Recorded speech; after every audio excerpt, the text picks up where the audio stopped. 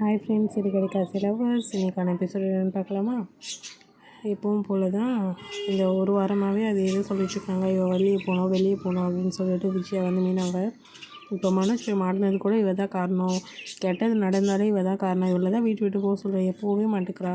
எப்படி இவள் கூட்டிகிட்டு போய் கிருஷ்ணை கூட்டிகிட்டு போனோடனே மனோஜ் வெளியே வந்துட்டான். நல்லதாக நடந்திருக்கு, கெட்டதான் நடந்திருக்கு அப்படின்ட்டு திருப்பி அதே சொல்லிட்டுருக்காமா. அது மாதிரி சொல்லாதீங்க அப்படின்னு சொல்லிட்டு முத்து சொல்கிறான். அண்ணாமலை இவன் போய் மாட்டினதுக்கு அவன் என்ன பண்ணுவான், இவளால் தான் எல்லாம் நடக்குது இந்த வீட்டில் கெட்டது அப்படின்னு சொல்லிட்டுருக்காங்க.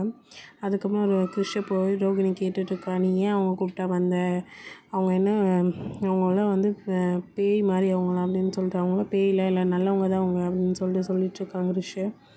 இல்லை அப்படின்னு சொல்லிட்டு அவள் பேசிகிட்ருக்கா. நீ ஏமா போய் கூட்டிகிட்டு போகலாம் அவனை, இப்போ நான் கரெக்ட் டைமுக்கு தாண்டி போனேன், அவங்க முன்னாடியே கூட்டிகிட்டு போயிட்டாங்க, அதுக்கு நான் என்ன பண்ணுவேன் அப்படின்னு சொல்லிட்டு அவங்க அம்மா சொல்லிகிட்ருக்காங்க. அப்போ சிந்தாமணியும் வந்துட்டு சொல்லிகிட்ருக்கா, இந்த மாதிரி பேசணும் உங்ககிட்ட அப்படின்ட்டு, வாங்க வெளியே போய் பேசலாம் அப்படின்னு சொல்லிட்டு, நீ எதோ பண்ணியா இல்லையா அப்படின்னு சொல்லிட்டு, இப்போ கூட நான் பண்ண ஒரு முயற்சி, அதில் வந்து இந்த முத்து மீனை தான் வந்து காப்பாற்றிட்டாங்க, எனக்கு என்ன பண்ணுறதுன்னே தெரியல அப்படின்னு சொல்லிட்டு, என்னை அந்த வீட்டுள்ளே விட மாட்டேங்கிறாங்க அப்படின்ட்டு. என்னை அந்த வீட்டுள்ளே விடவே மாட்டாங்க அவங்க. ஃபஸ்ட்டு அவங்க 2 பேரும் வெளியே அனுப்பணும் தான் நான் ஒரு வேலை பண்ணேன், அந்த வேலையும் பார்க்கலாம், பாதி தான் நம்புகிறாங்க அவங்க, இன்னும் பாதி நம்புகிற மாதிரி நான் ஏதாவது பண்ணணும் அப்படின்னு சொல்லிட்டு பேசிகிட்ருக்காங்க. என்ன பண்ணலான்ட்டு, நான் எப்படியாவது மனோஜ்கிட்ட போயிடணும், எனக்கு ஏதாவது ஒரு வழி சொல்லுங்கள் அப்படின்னு சொல்லிட்டு, இருங்க நான் ஒரு வழி வச்சுருக்கேன், பாதி கிணறு தான் தாண்டியிருக்கேன், இன்னும் பாதி கிணறு இருக்குது, அதை நான் ஏதாவது பண்ணுறேன் அப்படின்னு சொல்லிட்டு சிந்தாமணியும் ரோகிணியும் பேசிகிட்ருக்காங்க. எனக்கு எவ்வளோ ஆர்டர் வரும், இப்போ இந்த மீனை வந்ததுலேருந்து எனக்கு ஆர்டரே வரதில்லை அப்படின்னு சொல்லிட்டு சிந்தாமணி அவளோட சைடு இருக்கலாம் புலம்பிகிட்ருக்கா. அதுக்கப்புறமா நம்ம ஸ்ருதியை பார்க்கறதுக்காக மீனை வந்துட்டுருக்காங்க. உங்கள்கிட்ட ஒன்று பேசணும் அப்படின்னு சொல்லிட்டு, சொல்லுங்கள் அப்படின்னு சொல்லிட்டு கேட்குறாங்க.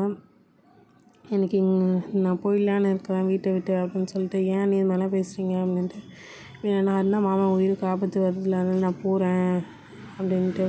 அதெல்லாம் ஒன்றும் இல்லை, இப்போ நீங்கள் ஏழையாக இருக்கிறதால தான் உங்களை போன்னு சொல்கிறாங்க, இதே நான் என்னால் அவங்க உயிருக்கு ஆபத்து வரும்னு சொன்னால் ஆன்ட்டி என்னை போக சொல்லுவாங்களா, நல்லா சொல்ல மாட்டாங்க அப்படின்னு சொல்லிட்டு பேசிகிட்ருக்காங்க அதை பற்றியே. அப்போ வந்து நீத்து வந்துட்டு, இந்தாங்க உங்ககிட்ட பேசணும் அப்படின்னு சொல்லிட்டு, இப்போ இது என்னோடய கடை, இப்போ நான் தான் சொல்லணும், நீ என்னோடய ஸ்டாஃப், நான் பேசணும் வேணாமா நான் தான் சொல்லணும் அப்படின்னு சொன்னோடனே கொஞ்சம் நேரம் 2 பேர் பார்த்துட்டு ஒரு 5 மினிட்ஸ் தான் போய் பேசிட்டு அப்படின்னு சொல்லிட்டு போகிறாங்க. தனியாக போய் பேசலான்ட்டு. அதுக்கப்புறமா இவ்வளோ நாள் நீ வேலை செஞ்சதுக்கு சம்பளம் அப்படின்னு சொல்லிட்டு செக்கில் வந்து சைன் போட்டு தரேன், இதில் சைன் இருக்குது நீங்கள் வச்சுக்கோங்க அப்படின்னு சொல்லி, எனக்கு வேணாம் அப்படின்னு சொல்லிட்டு ரவி சொல்லிடுறாரு. இல்லை பரவாயில்ல நீங்கள் எடுத்துக்கோங்க அப்படின்னு சொல்லிட்டு கொடுத்துட்டு, நான் வந்து மும்பை போகிறேன் ஒரு 1 வீக், அவங்க ஒரு பெரிய கோயில் இருக்குது, நான் நினச்சதெல்லாம் நடக்கணும்னு வேண்ட போகிறேன் அப்படின்ட்டு, நல்ல பையனாக கிடைக்கணும்னு நினச்சி வேண்டிக்கோங்க அப்படின்னு சொல்லிட்டு ரவி சொல்லலாம். போகும்போது ரவியை கிஸ் பண்ணிட்டு போயிடுறா அவள். பாருங்கள் எவ்வளோ ஒரு தைரியம் பாருங்கள் அவளுக்கு. அதுக்கப்புறம் வெளியே வந்துட்டு ஸ்ருதிக்கிட்ட சொல்கிறேன், நீட்டும் நான் கொடுக்க வேண்டியதை கொடுத்துட்டேன், அவர் தான் எனக்கு கொடுக்க சொல்லுங்கள் நீங்கள் அப்படின்ட்டு சொல்லுவா. ஒரு பொண்டாட்டிக்கிட்ட போய் எப்படி சொல்கிறா பாருங்கள். அதுக்கப்புறமா ஸ்ருதி வந்து கேட்குறா, என்ன உனக்கு கொடுத்தா, நீட்டு ஏதோ கொடுத்தாலாமே என்னன்ட்டு, உனக்கு கிஸ் பண்ணாளா அப்படின்னு சொல்லி கேட்குறா. இல்லை அப்படின்னு சொல்லிட்டு, நீ அவன் ஏன் பதில் சொல்லலை, அவள் தான் சொல்கிறாள் நான் கொடுத்தேன் அவனுக்கு திருப்பி எனக்கு கொடுக்கல அப்படின்னு சொல்லிட்டு, நீ உண்மையை சொல்லு அப்படின்னு சொல்லி கேட்கும்போது மீனாவுக்கு வந்து, ஏன் இந்த மாதிரிலாம் கேட்குறீங்க, அதெல்லாம் ஒன்றும் இருக்காது அப்படின்னு சொல்லிட்டு போயிடுறாங்க. வந்து இவள் போயிட்டு ஸ்டாஃப் ரூம்லேயும் போயிட்டு பார்க்குறான். நீ உண்மையை சொல்லு அப்படின்னு சொல்லிட்டு கையில் வந்து அடிக்க போகிறா, அவன் திரும்பிடுறான் டப்புன்னு. அப்போ வந்து இந்த சைடு லெஃப்ட் சைடை வந்து நீத்து கொடுத்தா, ரைட் சைடு வந்து இவ கொடுக்குறான். இவங்க 2 பேரும் என்னை டார்ச்சர் பண்ணுறாங்க, நம்ம சரியாக மாட்டிக்கிட்டேன், எனக்கு என்ன பண்ணுறதுனே தெரியல அப்படின்னு சொல்லிட்டு ரவி வந்து புலம்பிகிட்ருக்காரு.